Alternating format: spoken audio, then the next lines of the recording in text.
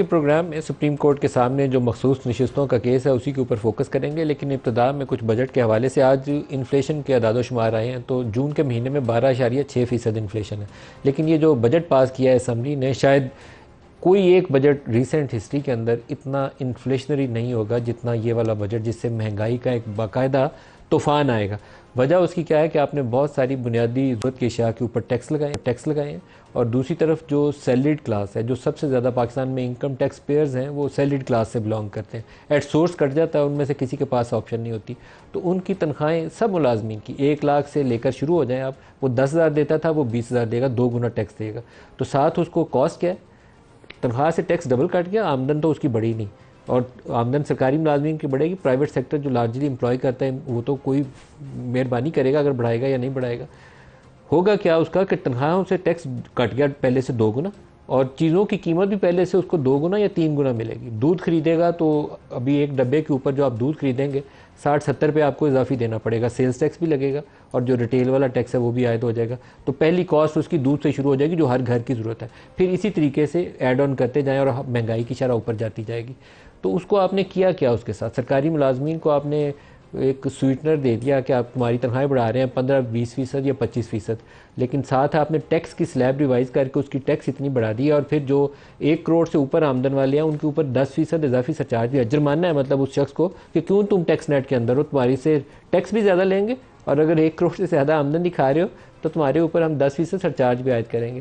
تو بھائی جی آپ کا یہ بجٹ کون سی دانش مندی کے اوپر مبنی ہے، میری تو سمجھ میں نہیں آیا۔ عام طور پر بجٹ کے اندر ٹیکس ریفارمز کہتے ہیں براڈ بیسنگ کرنی ہے آپ نے، تو یہ براڈ بیسنگ نہیں ہے، یہ کھال اتارنی ہے ان لوگوں کی جو آلریڈی ٹیکس نیٹ کے اندر ہے۔ اسی لیے پاکستان میں لوگ 25-30 ہزار کا ٹیکس بچانے کی خاطر 1 لاکھ روپیہ رشوت دے کے خود کو ٹیکس نیٹ سے باہر رکھتے ہیں۔ تو یہ فائنانس منسٹر صاحب کی یہ جو سوچ کے اندر بنیادی خامی اور خرابی نظر آئی ہے مجھے، وہ یہ ہے کہ جو ٹیکس نیٹ میں ہے اس کو تو سکویز کر لو اچھے سے، یہ تو کہیں جا نہیں رہا، اس کے اوپر ٹیکس سلیب بھی ریوائز کر دو، اور جو ٹوٹل آمدن ہے اس کے اوپر 10% سرچارج بھی لگا دو۔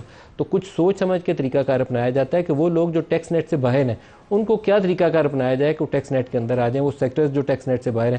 سگریٹ ہے پاکستان میں، سارا سگریٹ جو ہے وہ سمگلنگ ہوتی ہے، اس کی بے پناہ سمگلنگ ہوتی ہے، وہ ٹیکس اویڈ کرتے ہیں سگریٹ والے، اس کے اوپر انہوں نے ٹریک اینڈ ٹریس سسٹم لگانے کا اعلان کیا، نہیں لگ سکا کیونکہ پاورفل لابیز ہیں۔ شوگر والے سارے حکومت میں بیٹھے ہوئے ہیں، ٹریک اینڈ ٹریس سسٹم کا اعلان ہوا، نہیں لگ سکا، کیوں نہیں لگ سکا؟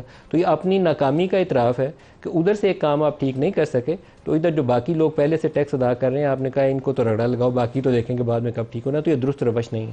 سپریم کورٹ کی طرف آ جاتے ہیں۔ سپریم کورٹ کا معاملہ تقریباً حتمی مراحل میں، اگر کل نہیں فیصلہ آیا تو ریزرو ہو جائے گا، مجھے لگتا نہیں ہے کہ اور آگے جا سکتا ہے۔ اٹارنی جنرل دلائل دے رہے ہیں، اس کے بعد جواب الجواب کے لیے پی ٹی آئی کے وکلا کو بلا لیں گے، ادروائز معاملہ تقریباً حتمی ایک سٹیج کے اوپر ہے۔ جو ججز کے ابھی تک سوالات سامنے آئے ہیں تو 2 بنیادی نقطے ہیں جس کا چیف جسٹس آف پاکستان جتنی دفعہ بھی وہ مداخلت کرتے ہیں مجھے لگتا ہے کہ اس بینچ کے پاس اس کا کلیئر کٹ یا الیکشن کمیشن کے پاس کلیئر کٹ آنسر نہیں ہے۔ 2 سوالات ایسے ہیں، ایک جسٹس ستر منزلا اٹھاتے ہیں کہ کس اصول اور ضابطے کے تحت آپ نے پاکستان تحریک انصاف کو الیکشن پروسیس سے باہر کیا تھا، پوری سیاسی جماعت کو اٹھا کے باہر کر دیا تھا، تو اس میں الیکشن کمیشن کا قصور ثابت ہوتا ہے۔ یہ بنیادی سوال ہے جس کا جواب الیکشن کمیشن کے پاس بھی نہیں ہے، اور کیونکہ قاضی صاحب نے وہ فیصلہ کیا ہوا ہے بھلے والا، تو شاید وہ بھی جہاں مداخلت کرتے ہیں مجھے لگتا ہے کہ شاید کہیں ان کے ذہن میں وہ چیز ہے، لیکن وہ بنیادی مسٹیک ہے جو الیکشن کمیشن نے کی ہے۔ سپریم کورٹ قصوروار کم ہے لیکن الیکشن کمیشن نے کی ہوئی ہے، اس کی کہیں نہ کہیں اصلاح کرنے کی ضرورت ہے۔ دوسرا، جسٹس منصور نے آج بہت ہی پاورفل قسم کے ریمارکس ہیں، بہت ہی پاورفل، جو بنیاد بن سکتے ہیں اس کیس کی۔ وہ انہوں نے کہا کیا ہے، وہ معنی خیز ہے بڑا۔ انہوں نے کہا کہ اگر عدالت اس نتیجے پر پہنچتی ہے کہ امیدواروں کو آزاد قرار دینا الیکشن کمیشن کا غلط فیصلہ تھا، تو وہ جو 3 دن دیے جاتے ہیں نا آزاد ممبران کو کہ آپ کسی سیاسی جماعت میں شامل ہونا چاہیں تو ہو جائیں، تو پاکستان تحریک انصاف والے سنی اتحاد میں شامل ہو گئے تھے، تو انہوں نے کہا اس کا آغاز اب سے ہوگا اگر یہ ثابت ہو جائے کہ ان کو ابتدائی طور پر جو الیکشن کمیشن نے آزاد قرار دیا تھا وہ غلط تھا، یہ اس پورے کیس کا نیا رخ بنا سکتا ہے، بنیادی طور پر انصاف کی طرف لے جا سکتا ہے، جو بے انصافی کی گئی ماضی کے اندر الیکشن کمیشن کی جانب سے اس کی دوبارہ اصلاح کی جانب لے جا سکتا ہے۔ لیکن کیا ججز یہ ایسا بولیں گے حتمی فیصلے میں؟ یہ تو اب ججز کے اوپر۔ یہ سنیے جسٹس منصور نے کہا کیا۔ Independents another 3 days to make an election where they want to go, and they have a choice whatever they want to do, and that can solve the whole problem. Submission is that 3-day period starts and it is set in stone. You just tell me what is your admitted position where there is no flaw. I mean, they have a certificate, they have a nomination, the house is in order. Is list mein kyunki aapne diya hua hai, I had identified 9 such people who have a nomination and a certificate. Basically it says PTI. And then applying the Justice Yahya test on it कि अगर उसमें और कोई flaw भी आ गया तो कोई जो purest form में है, there are still some candidates who pass the basic test of nomination of 67(2), which are nomination भी है और certificate भी है. It does not matter how many they are as long as there are just 1 or 2, because that would then make the political party a political party. One way forward would be that if we consider that the declaration of independence of these people was wrong, it then takes you back into a political party coming into existence. Once that is done and you come up with a revised result under 98, the 3-day period ticks off again and the independents could be given a choice to go select whatever they want to.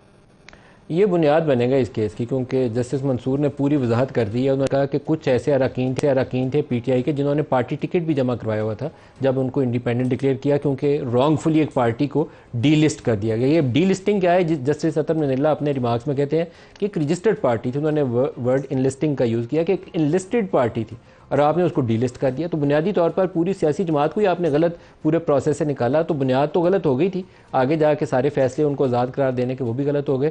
تو اس کو جب تک بنیاد کی طرف واپس نہیں جائیں گے تو باقی معاملات کیسے درست ہوں گے؟ سنیے جسٹس عطر نے. There was a political party, enlisted political party.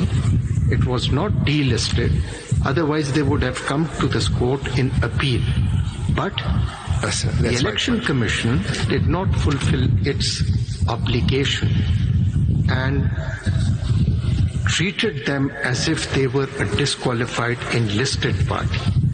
Now here you see آپ کا پورا premise جو ہے وہ خراب ہو جاتا ہے. Article 51 جو ہے اور D اس کا سارا premise یا basis is existence of a political party. The Election Commission on the basis of misinterpretation of some judgment eliminates a political party.